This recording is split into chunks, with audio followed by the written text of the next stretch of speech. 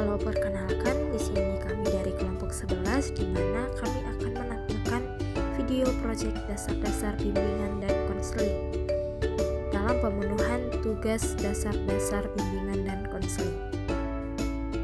Dalam kelompok ini kami terdiri dari 3 orang. Yang pertama ada Adela Siregar dengan NIM 123 11111009 dan Anes Veronica Brutarigan dengan NIM 123 31111198 dan Reginata Tesalonika Brusemiring dengan NIM 123 11111004. Kelas A PGSD Standbook 2023. Nah, sebelum masuk ke materi, perlu diketahui dulu apa sih itu bimbingan dan konseling. Nah, menurut Prastio 2024, bimbingan dan konseling adalah proses pemberian bantuan kepada individu dalam rangka pengembangan potensi dirinya agar individu tersebut dapat memahami dirinya, sehingga mampu menentukan arah kehidupannya secara lebih tepat dengan berlandaskan norma-norma yang berlaku di masyarakat.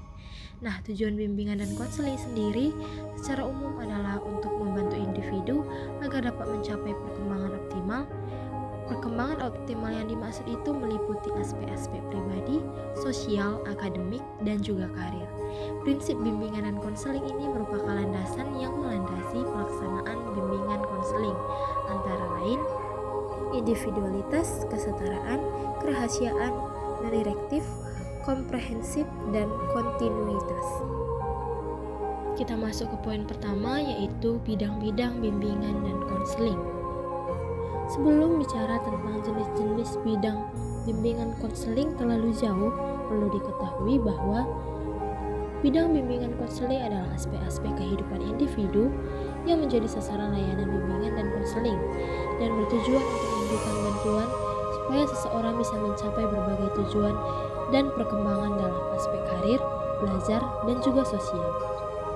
Terkait bimbingan konseling, terdapat beberapa bidang yang wajib kita ketahui, yaitu ada bidang pengembangan pribadi, bidang pengembangan sosial, bidang pengembangan belajar, bidang pengembangan karir, bidang pengembangan kehidupan berkeluarga, dan bidang pengembangan kehidupan beragama. Nah, kita masuk ke dalam bidang yang pertama, yaitu ada bidang pengembangan pribadi. Bidang pengembangan pribadi merupakan bidang bimbingan dan konseling yang membantu individu dalam memahami diri, mengembangkan potensi diri, dan mengatasi masalah pribadi. Layanan yang dapat diberikan dalam bidang pengembangan pribadi antara lain layanan orientasi, layanan informasi, dan layanan konseling. Selanjutnya yang kedua itu ada bidang pengembangan sosial, di mana bidang pengembangan sosial merupakan bidang bimbingan dan konseling yang membantu individu dalam memahami lingkungan dan juga sosialnya, serta mengembangkan hubungan interpersonal yang positif.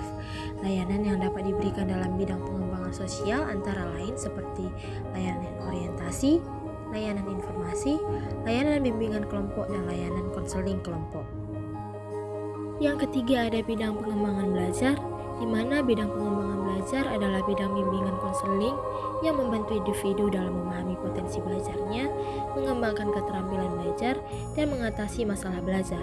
Layanan yang dapat diberikan dalam bidang pengembangan belajar antara lain layanan orientasi, layanan informasi, layanan bimbingan belajar, dan layanan konseling. Selanjutnya yaitu ada bidang pengembangan karir, di mana bidang pengembangan karir merupakan bidang bimbingan dan konseling yang membantu individu dalam memahami potensi karirnya, mengembangkan keterampilan karir, dan juga merencanakan karirnya. Next, ada juga bidang pengembangan kehidupan berkeluarga, di mana bidang pengembangan kehidupan berkeluarga membantu individu untuk mempersiapkan diri untuk kehidupan berkeluarga, dan individu akan dibantu untuk memahami tugas dan juga tanggung jawab dalam keluarga, serta mengembangkan keterampilan untuk membangun keluarga yang harmonis. Akhir ada bidang pengembangan kehidupan beragama.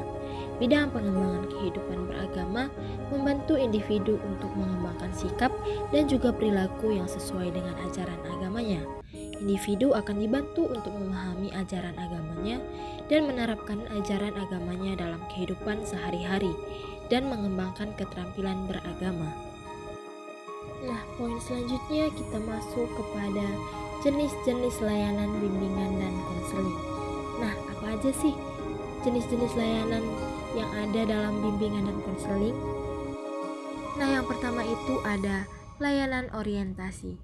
Jenis layanan ini membantu individu untuk memahami lingkungan baru seperti sekolah, pekerjaan, atau komunitas. Konselor dapat memberikan informasi dan menjawab pertanyaan untuk membantu individu menyesuaikan diri dengan lingkungan tersebut. Selanjutnya yang kedua itu ada jenis layanan informasi, di mana jenis layanan ini menyediakan informasi tentang berbagai topik yang relevan dengan kehidupan individu seperti pendidikan, karir, kesehatan mental, dan juga hubungan interpersonal, di mana konselor dapat memberikan referensi kepada sumber-sumber informasi tambahan. Selanjutnya ada layanan bimbingan belajar. Jenis layanan ini membantu individu untuk mengembangkan keterampilan belajar yang efektif, di mana konselor juga dapat membantu individu dalam mengidentifikasi gaya belajar dan juga membuat rencana belajar serta mengatasi masalah belajar spesifik. Nah, yang keempat itu ada layanan bimbingan kelompok, di mana jenis layanan ini melibatkan sekelompok individu yang berkumpul bersama untuk membahas topik yang menjadi perhatian bersama, di mana konselor memfasilitasi diskusi kelompok dan membantu individu untuk belajar dari pengalaman satu sama lain. Selanjutnya yang kelima ada layanan konseling individu, di mana layanan ini bersifat individual dan berfokus pada membantu individu untuk mengatasi masalah pribadi seperti kecemasan, depresi, trauma, atau konflik interpersonal, di mana konselor akan menggunakan berbagai teknik konseling untuk membantu individu memahami masalah mereka, mengembangkan coping skill, dan membuat perubahan positif dalam hidup mereka. Selanjutnya layanan konseling kelompok, di mana jenis layanan ini serupa dengan layanan bimbingan kelompok, tetapi berfokus pada membantu individu untuk mengatasi masalah pribadi dalam konteks kelompok. Konselor membantu individu untuk mengembangkan keterampilan interpersonal, membangun hubungan yang lebih sehat, dan mengatasi masalah yang terkait dengan kelompok seperti konflik atau ketidakpuasan. Yang ketujuh ada layanan konsultasi. Jenis layanan ini melibatkan konselor yang bekerja dengan guru, orang tua, atau profesional lainnya untuk membantu mereka dalam mendukung individu yang sedang menghadapi tantangan. Konselor dapat memberikan saran, pelatihan, dan dukungan untuk membantu orang-orang dalam memberikan layanan yang efektif kepada individu yang membutuhkan. Selanjutnya yang kedelapan ada layanan mediasi, di mana layanan ini melibatkan konselor yang membantu dua atau lebih individu untuk menyelesaikan konflik secara damai. Konselor memfasilitasi diskusi antara pihak-pihak yang berkonflik dan membantu mereka untuk mencapai kesepakatan yang saling menguntungkan. Dan yang kesembilan ada layanan advokasi, di mana jenis layanan ini melibatkan konselor yang membantu individu untuk mendapatkan hak-hak mereka, di mana konselor membantu individu dalam memahami hak-hak mereka dan memberikan advokasi pada mereka dalam situasi tertentu dan membantu mereka dalam mengakses layanan yang dibutuhkan. Baik, dari poin-poin yang sudah dipaparkan, maka kita dapat mengambil kesimpulan bahwa bidang bimbingan konseling merupakan aspek-aspek kehidupan individu yang menjadi sasaran layanan bimbingan dan konseling, di mana layanan bimbingan dan konseling ini bertujuan untuk membantu individu agar dapat mencapai perkembangan yang optimal. Penting juga untuk kita ketahui bahwa jenis-jenis layanan bimbingan konseling yang sudah dijelaskan ini tidak bersifat eksklusif, karena konselor seringkali menggunakan kombinasi dari berbagai jenis layanan dan metode untuk memenuhi kebutuhan individu yang berbeda-beda.